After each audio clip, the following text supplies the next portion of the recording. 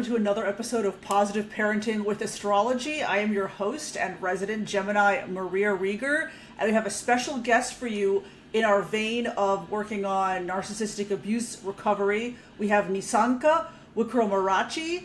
She is a parenting coach specifically helping clients who are co-parenting with narcissists and other kind of toxic people.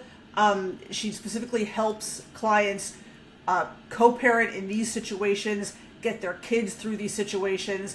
Now, this is a situation in which a lot of my listeners find themselves recovering from not only narcissistic abuse from their parents, but sometimes narcissistic abuse from a former partner who they are compelled to have in their lives because they share children with the partner. So that's a challenging situation. So coaches like Nisanka can help you get through this. So Nisanka lives in the UK. She is an EFT practitioner. For those of you who are familiar with emotional freedom technique, that's a self-help modality that's very helpful for people like me who have anxiety disorder stemming from childhood trauma. She also has a teaching background and is a mom of a young daughter. So Nisanka, thank you so much for being with us today. Oh, thank you so much for having me, and thank you for the wonderful introduction. Yes. Absolutely. I want to start by asking you about your background, because you and I had talked previously kind of about your parenting background and how all that prepared you to be a coach, specifically helping parents in this area. So what kind of led you to do this kind of work? Long story. I'll try and put it into a nutshell, actually. So I was born and raised in Sri Lanka during the Civil War, and so I come from a very, very violent domestic abuse sort of background, That being said, my parents managed to send me to school and give me an education. It was free education. So lucky enough to have had a wonderful education, actually. And then back in 2012, when I had my daughter, I was diagnosed. I didn't really go for a diagnosis, but looking back, it definitely looked like it's postnatal depression when I ignored it. And then 2014, I had anxiety. I was told you've got anxiety, you need to sort something out, and I ignored it. And I was like, well, you back up and, this is how it is, I used to really gaslight myself and saying things like, oh, my grandmother had 8 children and she didn't complain about anxiety, like we do. And then 2017, I had severe depression and anxiety with suicidality. And that's when I thought, oh, well, this is not going in the right direction. There's been many, many, many signs along the way saying to me, screaming it out loud in my body, go and get help. But I think I ignored most of them, except one moment where I found myself actually saying goodbye to my child. And that was, I know, that was pretty profound. It was a very loud wake-up call, because I think I could sense an energy in me. And that's when I realized, I don't remember exact incidents at the time. It's a very blurry time. But when I look back and reflect, I can remember I was tidying up house. I was finishing work, really trying to, it's like get through a task list before I end things. So this, by the way, this is trigger warning. And many other few things that really led me to go and get help. So I did get help. When I was going through sort of getting help, and I was on antidepressants for I had to go on antidepressants at the time, really helped me sort of get out of the shower and not really do anything at the time. And I got into therapy really quickly, and in that journey I noticed that something, and I started really talking about my childhood, which I'd never done that before. And then I started noticing things, but also started noticing what I was seeing at home as well. Mm-hmm. And it allowed me to step back and watch what's going on. And I noticed that something is not right. I just didn't know what wasn't right. I just didn't know. I didn't have the level of awareness at the time. And long story short, when I there were many, many moments that led me to this decision. Actually, you know what? This is not working. I'm leaving. On average, it takes about 7 times for anybody to leave a relationship like this because of the trauma bonds and all the other attachments involved and the patterns. We obviously, in this case, had a child as well. And eventually, I think my number was number 4. I tried about 4 times, and I eventually did. There were several incidents that led me to it. I thought, you know what? Yeah, I'm gonna yeah, deep dive into this. This is not working. And that's when I started learning about what was actually going on, and then realizing it was such a shock to realize what exactly was going on. And up until recently, I very rarely talked about it with other people or on a podcast or anything Right. like that. But I think if I if I want to work with clients, I've also decided I've got to be true to my own story as well. And this by no means me wanting to disrespect the history and disrespect my child's identity. So I will give a, I'd say, caution that I will not go into too much details, but you will hear a lot of wisdom coming from me of Sure. realizations, my understanding. So that's how I've decided to tell my story. And I think, you Right. know, and yeah, when I realized, oh my God, this is what was happening, two things happened. First, it's the shock. So it was all a lie. The question, oh my God, was it all a lie? You know, was it really love? Was I really loved? Was everything that I experienced, was it all a lie? Second thing was, how did I do this to myself? So really blaming myself. How did I do this to myself? Yeah. I'm a How did I confident. end up in this situation? Right. How did I end up here? How did I end up here? So that's the second thing. And then it's that shock. And then I was really like gaslighting myself. No, you're thinking you're crazy. That's not like that. You're making this up. And, you know, we go through this process a lot. And back and forth, ruminating a lot. And then I eventually accepted, after a ton of research and working with therapists specifically on the area, yeah, no, this is true. This is true. This is happening.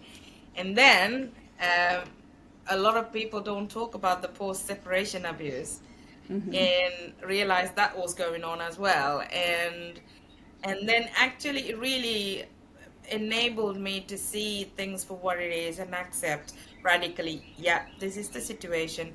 I am parenting. This person has narcissistic traits. And, you know, I love my child a lot. I also love myself. I also have to get out of this, or I need to get my life back as well. That means the best thing I can do is to accept this is the situation. And, you know, I did obviously therapy and then figuring out a lot. And I learned about these things and I learned the skills to cope with them as well. And I thought, you know what? And I was already a trained coach at the time, and I had EFT and Matrix under my belt at the time. So I thought, you know what? I'm gonna just focus on this niche because this is a much needed area. Because I go to networking and I speak to people about this, and there's at least 1 or 2 people who reach out to me, say, you know what? I've Right. been through the same thing. You're doing wonderful. Right. So it was a very organic movement towards the niche, and it wasn't, yeah, and I had to really come to terms with how I want to do this work and Right. respect my daughter's identity and respect my past as well, you know. Right. So yeah, this is no by Right. no by by any means. I talk about my parents being narcissistic. I talk about my, you know, ex-partner being narcissistic. By any means, this is not me disrespecting a history that was part of Right. me. Right. Right. Thank you for that. A lot of really good words of wisdom in what you just talked about. It's hard to put yourself out there. On the other side of the coin, it's also leads to a lot of validation, because as soon as you start sharing like your story, like you said, people will come to you and say, oh wow, that was my experience too, and I thought I was alone. And just to know that the experiences you're having are, you know, are experienced by other people, that you are not alone, that is very powerful right there, because then it almost gives you more power to self-advocate for you and your kids, because you know other people have to do this too. And that's tough. And if you grew up, I think as we did, in households where we were not allowed to self-champion, you know, we were raised to be people-pleasing and to have little, you know, poor boundaries and things like this, which I talk about regularly on this channel, kind of the legacies of childhood narcissistic abuse, then it's tough as an adult to self-advocate. It's almost like when you start to stand up for yourself and your kid, you have extreme anxiety because you know you're about to displease other people, and you have to get past that at some point. And I feel like being a parent, having kids, just magnifies that need, because it's not just about you advocating for your needs. Now it's your kid. And, you know, we're going to be damned if things, you know, what happened to us is repeated with our kids. So we feel very strongly about that, right? I totally agree. And I think it's when I was quite happy in the life that I was living prior to my daughter's birth. And I think her birth really triggered a lot in me, my childhood trauma and all the rest. But the most important thing for me was, am I creating a childhood that I've endured for my child? How do I end this? Because I'm not giving the childhood that I've endured to my child. How do I change this? How do I keep my child safe? How do I protect my child, my daughter, from all of this? And how do I give my daughter the best opportunity in her life? Those were the questions. It was like a lighthouse for me. So she's like a lighthouse, without obviously putting any burden on her to be my lighthouse. That's not the intention at all. She doesn't have to behave in a way that is my lighthouse. She can be who she is. But she acts as a lighthouse to me all the time. Even in the tough times, you know, when you're just, I mean, recovering from this and to get your life back, it is a journey. I'm telling you, it's a mission. It's a mission. It's a really, really difficult journey, because the first thing is you are so isolated from everybody else. Even people who understand abuse to a great deal don't really click on or understand or tune in to what narcissistic abuse is like, because the behavior is taking place over a long period of time, and amongst the bad behavior there's also the good behavior, which is what keeps the people trapped in these situations. But what a lot of people see is the good behavior. So a lot of these things happen behind the closed doors, and some abuse, because it is emotional abuse, they're not very overt either. They're not very obvious, like you know, I always say this: if I was ever slapped, beaten, I knew what to do, because I grew up watching that happen to my mom, and I was determined I wouldn't let that happen. But there were nothing like that. Nothing like that. It's very difficult to notice this type of abuse that's taking place. If you study, I mean, I've got training on domestic violence, and if you study domestic violence, if you study the different types of abuse, some abuse may fit in, some characteristics, some traits of narcissistic abuse will fit in to the domestic violence, but majority doesn't, because of the way that they manifest. Because of the way they manifest. And also, some people are very good at it, in the sense that they just know exactly what they're doing. So if you think about coercion, emotional coercion, or financial coercion abuse, for example, financial abuse is more categorized as, does your partner not let you have access to your money? Does he take your money? Oh, I'm just using he as it, but it happens to both men and women, right? So there's a question there. But narcissistic abuse is not like that. It's very much like, well, you know, let me handle the money. You don't need to worry about it. Doesn't look like it's abuse, does it? No. Yeah, it's hard, because by itself, one thing would not be abusive. Oh, my, spouse told me that I looked too I don't know, big in this outfit, for example. Okay. But this is a pattern over months and years, like you said, where you're beating somebody down. And usually, you know, I hear from people all the time, how could I be so stupid to fall into this situation? Well, you're not stupid. Actually, narcissists prey on people who are very intelligent and accomplished, because they are insecure and it makes them look good.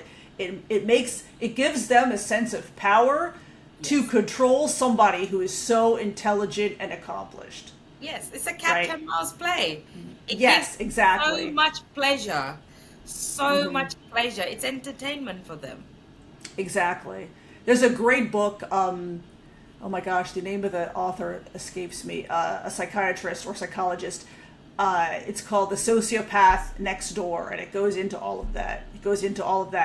And it's recommended reading if you're in this type of recovery, narcissistic abuse recovery, because the author, she gives really good information on how to spot the dynamic early so that you can distance yourself. But that's tough. And when you're trying to explain narcissistic abuse to people, I find that other people, it's really hard for somebody else to understand it unless they have experienced it themselves. It's very difficult to understand, but when somebody actually starts talking about it, it makes way more sense for somebody who's actually been through that experience than it to a person who hasn't been through that experience. Right. So what, like, if you're a parent in this situation, you have to co-parent with like a toxic or narcissist ex-partner who still has access to the children. I mean, and this is obviously a way for the ex-partner to still exert control over the partner who left through the kids. As unhealthy as it is, they don't really think of the kids' well-being. So how do you, as the healthy parent, how do you begin to cope with that? Like somebody who's just left a partner and is kind of in the throes of a state of confusion, you know, separating everything out. How do you begin to like help your kids get through that? Yeah, that's a really good question. There's so many elements to it. So I Sure. hope I have time to go into the elements. The first thing to do is to pop your bubble that you are going to be able to co-parent. That's impossible. You cannot co-parent. So that's the first thing to do, is to come to realization and understanding that you can't co-parent. But you will be forced to by the legal system. They will give you shared custody, and they'll give 50-50 or 70-30 depending on their situation. They will give visitational rights. So they will still be in the picture as a co-parent on paper. Okay, so which means you have to make decisions. So the skills, there is a set of skills that you must learn, because we've been taught, you know, in our day-to-day life, you know, nonviolent communication, etc., etc. Those are the things that help. But with communicating with the narcissist actually involves a different set of skills. You need to learn specific communication skills to communicate with a narcissist. Some of them, I'll give you an example. One of them is gray rocking, or something like yellow rocking, or no contact. But you can't go no contact with when you parent with a narcissist. They still have to be in the picture.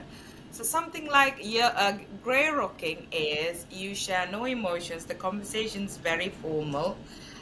Gives no extra added information. You do not explain yourself. You do not personalize things. You don't excuse yourself. So it's very, very, very black and white formal writing and it's also got to be very assertively put across as well. So you've got to learn assertive communication skills as well, the language that goes with it. So that's one thing. So, you know, I'll give you an example. If you want to hear from them about a decision, you write an email. The grey rocking method would be your daughter or son has a school trip. It starts, the cost is £50. Your share is £25. Mine is 25. If I don't hear from you, I'll tell the school that your daughter can't go. Because the thing is, if they are not paying, you really are not in a position to do that. I don't think any healthy, solid parent would miss that opportunity for their Sure. children. Sure. But that's the kind of communication that you need to establish. You have to put the consequences in place as well. The thing is, you have to understand what kind of consequences will make the narcissist bend a little bit. Everything is very different. Some narcissistic people don't like to be exposed. So if you use the language like, I will tell the school that you're unable to pay, you're unable to pay your half, therefore she's unable to attend, that's going to actually trigger a response. So they might stop stonewalling you. This doesn't necessarily guarantee a result, but it gives you a better chance of getting the outcome that you want. Let go of an attachment to an outcome. That's the other advice I give. Yes. Yeah. Yes. You really have to have a plan B set up all the time. Plan A will always have to be contacting the other parent, because that's what you're supposed to do. But you also have to have evidence that you have tried it. Therefore, communicate using one form of communication method, because then there is a trail of things and you can use them as evidence that you've done your part and they failed their part. Okay? So keep a trail of evidence. Use one form of communication. It could be just an email. I would avoid WhatsApp and other things. They could be everywhere, but email. I think what I've read is, I'm not here to give legal advice, but what I've read is that it's much more reliable in terms of legal evidence. It's email communication, so keep that. Right. You're right. I recommend to people document everything and keep it in writing via text or email. Email's great because, like you said, you have the record. Yeah. And the narcissists, they do not want to look bad in front of other people, right? So when you involve other people, like you said, the school or whatever else, now you have the evidence. Well, this is what happened, or I like you said, Nisanka, communication has to be very clear. I asked this question and you did not respond. I sent a follow-up email asking the same question and you did not respond. So I was forced to make a decision on my own because you did not respond. That is not my fault. Absolutely. Something along the line, if I don't hear from you by 25th of September or October, I assume that you've agreed to my decision, therefore I'm going to make the decisions. It's very much very clear, assertive communication. You're not going to go, I can't believe you're not doing this because it's your child too. None of that matters. They are going to get a big supply of narcissistic supply when you write to them like that. Right. Because it gives, like I said, it gives them great pleasure to see you feel really triggered and upset and on your knees, and it's their game plan anyway. That is the subtext anyway. So don't give them. So that's the gray method. And I mean, you asked me the question of how to support children. That is to actually make the time that the children are with you count. And so you have to make sure it counts. So practically speaking, make sure that other jobs are done, that you're a bit relaxed, you have the ability to be present with your children. That don't book your diary with too many appointments, and really, really craft and create time to be with your children so they know you're in their life.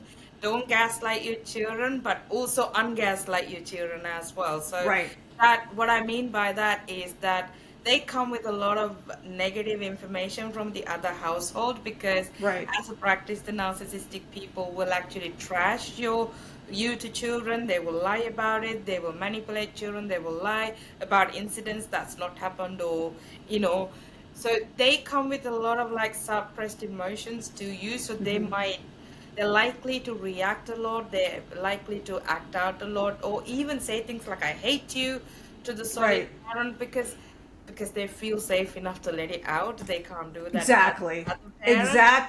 The safe parent is almost... Yes, the safe parent is almost like the dumping ground for all the emotions. And that's tough, and it's triggering. Like for me, when my son was younger, it was very triggering because big emotions were triggering for me. But that was not his problem. That was my problem. Yeah. And I had to learn to be like, okay, when I realized, oh, he's this way because he's comfortable being this way with me. Yeah. He's comfortable losing his ever-loving stuff around me because I'm the safe parent. And that in itself was comforting. Yeah.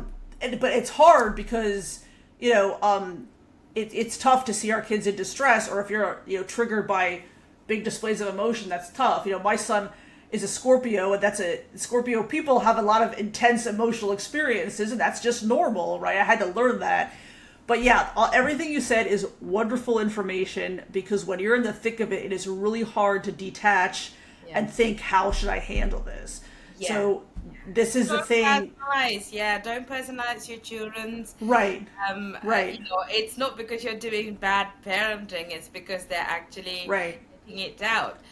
I would always invite people, parents, to solid parent, the healthier parent, to actually assess their own parenting style as well, because we bring a lot of patterns from our past.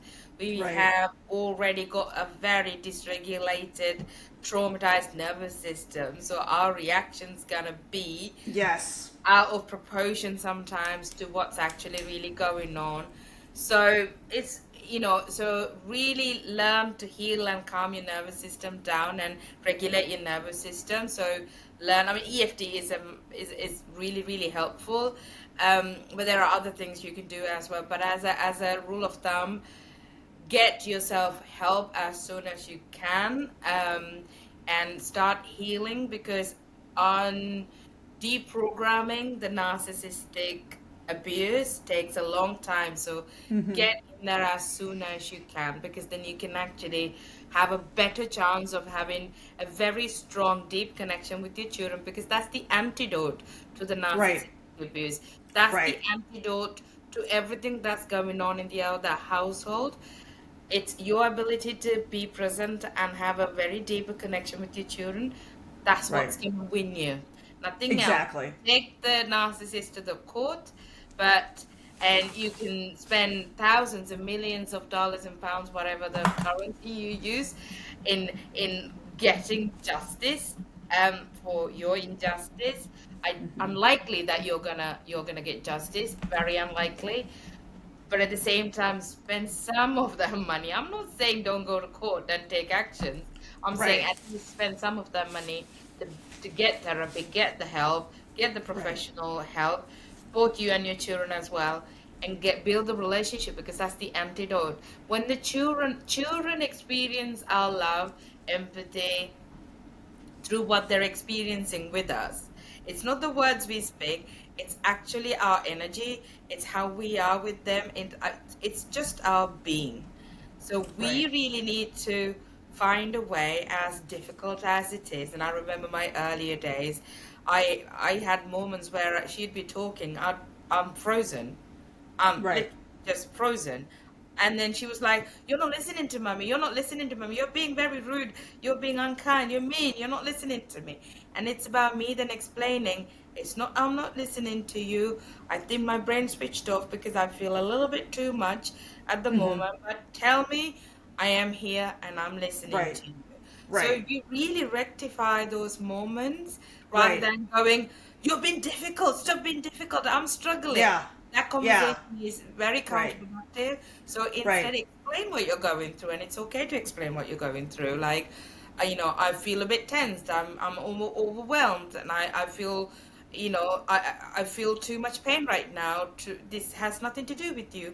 I love you. I love you. So explain what you're in, so the children actually know your behavior has nothing to do with them, because children, in every situation, when they don't make sense of what they're seeing or what they're experiencing in their environment, they internalize the blame.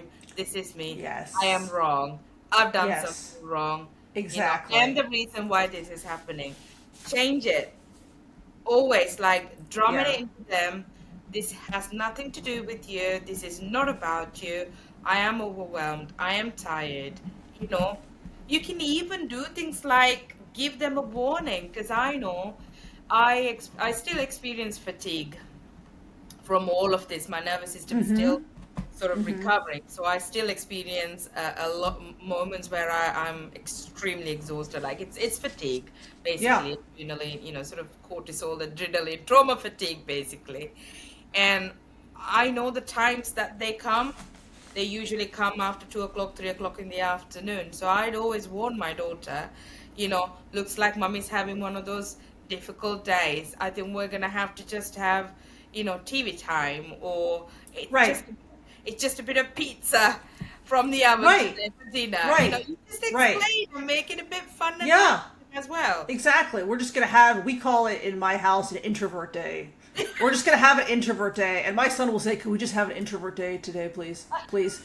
Can we just stay in pajamas and have introvert day? Yeah, no problem. Because we were out most of the day yesterday. Yeah, no problem. Yeah. No problem. Yeah. Yeah.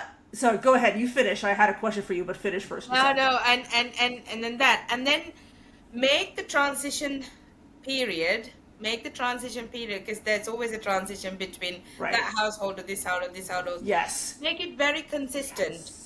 Make it as consistent as possible. So if they're coming back from the narcissistic parent to your household is the sanctuary. So make them feel welcome.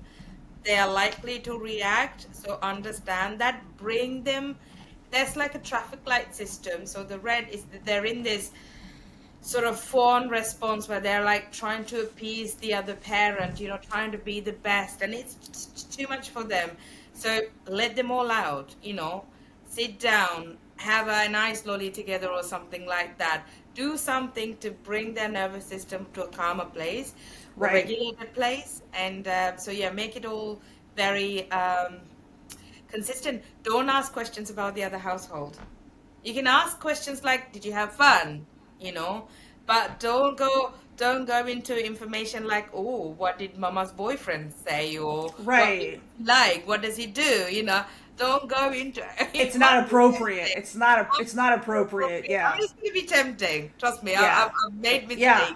Oh yeah. It's not appropriate because you don't want to. Yeah. Information and make it. Yeah. And just go about living your life.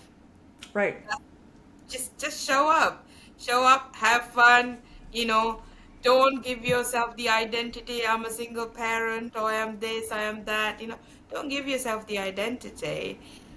Just give and live your life. Just go over and live your life. Just show up. yeah. That's the best revenge. Like live well, and be happy. Yeah, that is. I mean, because it's really. A person with narcissistic personality disorder, it's so, like, I have so much pity for those people because they are so insecure. They cannot, that's one of the reasons they're constantly on the search for the narcissistic supply you mentioned. They cannot sit with themselves and just be at peace. They are so insecure, don't have the sense of self, and that's why they act crazy, and that's why they cannot be alone. That's why often as they get older, and people, kids grow up, they leave the house, they don't have immediate access to people, they go crazy. It's almost like this decompensation. So, yeah. Yeah, they're constantly dysregulated, and they live in a constant state of threat, or the fear of being attacked. Because narcissistic people, the two components of a narcissism is the two main core characteristics of a narcissism is shame and grandiosity. Yes. Grandiosity is to compensate the internalized deep shame that they feel. Like you said, they don't have a sense of identity. Their nervous system is constantly dysregulated. Your good, as well as anything else, is going to make them feel attacked. Even your empathy make them feel them attacked. And that's why anybody trying or wishing or thinking that, if I do this, they will change and we will have a better life. I'm going to pop your bubble. It's going to be so painful. You can choose to believe me or not. You cannot change them. They will not change. If they, in very rare occasions, and if the consequences, the stakes are really high, some people may start changing, right? But it's very rare in terms of the type of clients I've worked with. The moment in a coaching or a therapy environment, when they're challenged, you know, they walk away. They walk away because Mm-hmm. that shame is too much for them to process. It's scary for Right. them to process. Right. Right. So yeah, I mean, if you're an empath and you're in a relationship, if you're, you're not gonna, your empathy is not gonna change. I mean, your empathy is, in Right. fact, it's gonna get the same reaction you would get in any other situation. So Yeah, they use the empathy and your pity against you. yeah, You know, it's like I hear this all the time from mostly women. Well, I still feel bad. I mean, they're a human being. I'm like, that's what they want you to think. They want you to think. They want you to pity them, have empathy for them, so you will stay in the relationship. And I want to ask you about, because you mentioned trauma bonding, and I read a great, people talk about trauma bonding all the time. So, but I read a great description of it, and I want to ask you, Nisanka, about your take on what it is, because my understanding is trauma bonding is when, for example, in this case, a narcissistic partner inflicts some trauma on you, whatever it is, completely yells at you, puts you in a fight or flight, whatever. And then they comfort you when you are traumatized from the effects of their abusive behavior, right? yeah. That's what it is. That's what I understand it to be. So, That's and one that's aspect of it. that's what happens. And then you're like, oh, they're comforting me and they're bringing me tea, and yeah, but they're comforting you from the abuse they inflicted on you. If they really loved you, they would not abuse you. Whether it's verbally, emotionally, physically, it doesn't have to be physical abuse, like you said. So that's the thing. Yeah, they're putting you in fight or flight. Now you're completely unable to function, and now they're comforting you. That's what's happening. And you have to recognize the pattern and detach enough to say, oh my God, like this is what's happening, right? And it's a form of control to keep you in the relationship. So when we talk about trauma bonding, that's what it is. So if you recognize this pattern of the abuse and then the comfort, all of a sudden they're a perfect partner for like a week, that will last. You're always going to be waiting for the next shoe to drop, the next thing to happen, the next fight, right? Oh, absolutely, Yeah. absolutely. I mean, trauma bond it goes way back to our childhood. Usually, Right. our Right. trauma bond starts there Right. when we mistake abuse for love. Right. When Yeah. we grow up in our households where our aspirations were shut down or ridiculed or minimized, or our Right. needs were not met, and we had to like quieten ourselves to just survive. We tend to then, because then, with some of these parents, we also tend to have good days, and also as children, as a survival strategy, we will lean on to our parents Right. regardless of their abusive behavior. So we it goes way into our childhood. So it's quite strongly wired into ourselves, and sometimes trauma bond can start in later in life, early adulthood, or as adults. If you could be coming from a very loving background or no trauma bond, you could be in a relationship with a narcissist and the trauma bond could happen, but usually it goes back to childhood. But yeah, no, you're absolutely right. So usually it starts with a power imbalance, which Right. the narcissistic or antagonistic people create through their love bombing stage. So they like love bomb you to like really sweep you off your feet, and you're like now in this dopamine endorsed and dreamy mystical thinking world where the prince charming or princess is there or whatever it is. However, we see that, and thing is, any kind of new relationship kind of tends to have this kind of excitement and feeling, not wanting to be apart kind of thing. And then they tend to start devaluing you. It could be a joke that comes with a barbed wire attached to it, It could be minimization, it could be gaslighting, it could be manipulations, And really you begin to start walking on eggshells. And Mm-hmm. part of that process is that abuse. There's the abuse, and then there's the period of, and the apology, period of calm, and abuse happen again, and the cycle continues. Right. And increasingly you lose your power over this person, and they gain more power over you as a person. So that's how Right.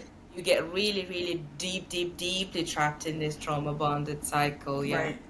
Right. You'll notice you're trauma bonded if you justify their these people's behaviors. Like, Right. I was Right. just having a bad day. He usually loves it's I hear people say this very often, and I used to say this to myself as well. When he's good, he's really good. Yeah, but the bad days are really bad. That's a Yeah. really good sign of trauma bond. You justify, and Yeah. you have recycled fights. So you kind of fight over the same thing. In a healthy relationship, you have a conversation, you both take accountability, you change behavior. Right. Make But some in the changes. trauma Right. bonded cycle, you kind of had the same fight.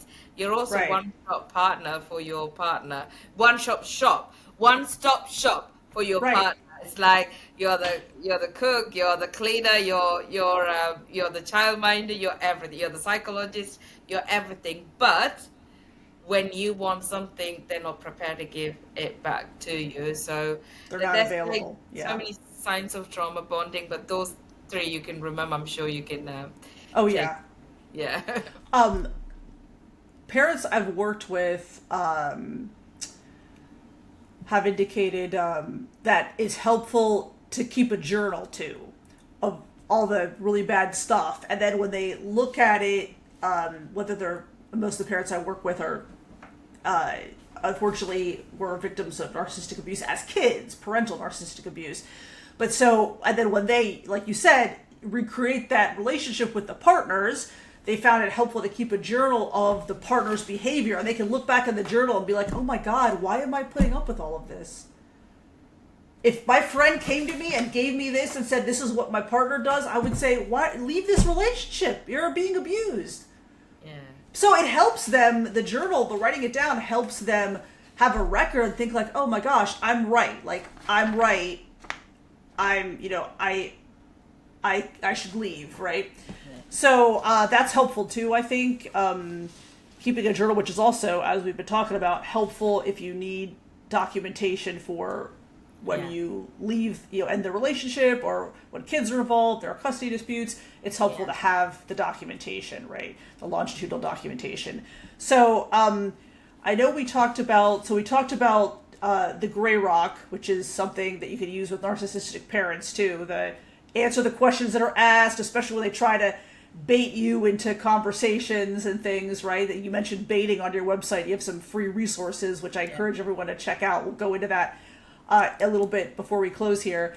The narcissists try to bait you by poking you, right? In areas that they know are going to be triggering for you. They try to bait you in these arguments, and then when you get all worked up, they're like, wow, you don't have to get so worked up. You're so unstable. You're so triggered, blah, blah, blah. You're crazy. I heard all the time, that must be your imagination. I never said that. Oh, you don't remember that well. Like, no, I remember perfectly. You're a liar. Yeah. And there are words you can use. We remember things differently. That was not my experience. And leave it. And you're never going to win against the narcissist. They're No. very clever. You Yeah. win by detaching and minimizing contact if you're forced to have contact, Yeah. or just going no contact. Without personalizing it, you can't. Well, I don't want to give the negative idea that you can't win. I think winning is Okay. in a co-parenting situation. Winning shouldn't be your aim. Sure. I use the word carefully here? Winning. If you turn winning your goal, you're going to end up losing your relationship with yourself and with your children. So really. Yes. Define what you want for yourself and for your children, and prioritize what you want. And as a general term, I would agree with you that you really cannot win. It's because they are clever at manipulating. They are very clever at manipulating, because there's the thing is, they have very little or no empathy or self-reflection. So when we manipulate, or when we even have to say a white lie, we feel terrible, mortified that we've done that. They don't have that reference point. So for somebody like us who doesn't have that reference point, it'll be very difficult for us to understand, why is this person doing and behaving this way, or talking, speaking like this. But they have very impaired neural network in them, where they don't have the empathy or the self-reflection. So there lies the manipulation. They've justified Right. it. They've Right. justified it in They their don't head. feel bad. They're not going to They feel don't bad feel for bad you. about it. There's no Yeah. remorse. Yeah, it's another thing. I mean, there's the dark triad, dark triad, the people who have no Mm-hmm. remorse, no empathy, they just don't feel it. So Mm-hmm. there are things you can do to actually stop them from abusing you and continuing to control you, right? And you won't get justice, you won't get a winning, but there are things to get your life, there are things you can do to get your life back. I hope I made sense, because I also You don't do. want to give this idea to people that, oh, this is my life, I have to accept, I am so Right. weak, that Right. person is powerful because we can't Right. win. It's not like that. Right. It Right. is not like that. Remember that you really got the power to Right. stop continuous abuse in your life. You really can. Mm-hmm. The key is to be able to bring yourself to this point where you have the courage and the confidence to be able to do that and make those decisions. That's the Right. key. When That's, you're you have to at get right. beginning of that stage, sorry, when you're No, at the you're beginning fine. of that stage, of narcissistic abuse, and you've not done any work to recover, you'll be like, oh my God, this person, I can't do anything, I can't do this, I feel guilty, da, da. You'll be in that stage. But there's going to be a point in your recovery point where you go, you know what? Am I allowed to swear? Yes, absolutely. Okay. You go, oh, fuck it. Right. This is not Right. happening. I am not Not letting this happening. happen. Yep. So, this is what I'm gonna do. So there are things you can do. So don't live in the delusion that you can't win. You know, winning shouldn't be the purpose. It shouldn't be the goal. Sure. Yeah. Right. That makes sense. Like, your well-being and the well-being of your kids is the Yes. goal, Yeah. right? And yeah, and you can absolutely detach from the narcissist abuse, and you can advocate for your kids, and come to terms with the fact that the other parent will not like it, they will be displeased, and they may complain, but at the end of the day they really can't do much if everything you're doing is for the well-being of the kids. What's most likely happens is they complain to you, and they may threaten things that they never follow through on. That's usually when I talk to people, that's usually what happens. They threaten, yell. They like to, they know it's going to get a rise from you to send nasty emails, so they do, but they usually don't do much, right? But it's tough because you have to get there. You have to get to, and accept, okay, this is how they are. They're going to complain to make me feel bad, but whatever, that's how they are. Don't let it affect you, and most importantly, don't let it negatively affect your relationship with your kids. Absolutely. Right. Absolutely. And Always yeah, understand they are who they are. They are who they are. exactly. They can't change, but you've got the power to change yourself, change the pattern, Right. and go for something, go for life's dreams. Right. You can do it. Right. And that's the message that's really powerful to end on here, is that you, the healthy parent, have the power to make that all happen. Absolutely. And that's a good thing, and it's something we should be grateful for, that we are the emotionally healthy parents, and that we're creating those relationships, emotionally healthy relationships with our kids.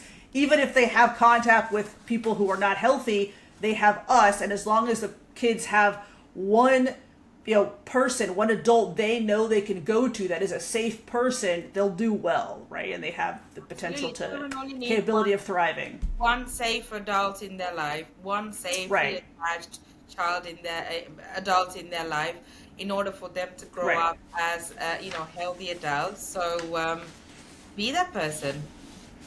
Right. Exactly. Thank you. That's a great message to end on.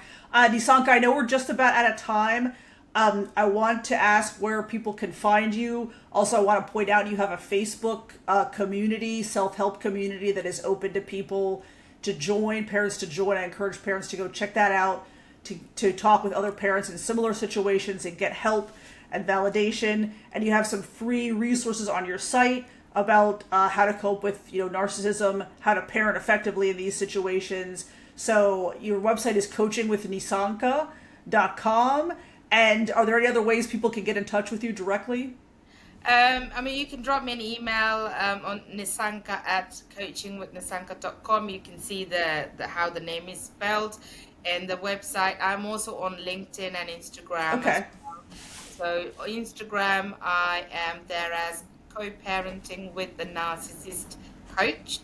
And on LinkedIn, I am Nisanka Wickramarachchi. And I'm sure you will put my I will.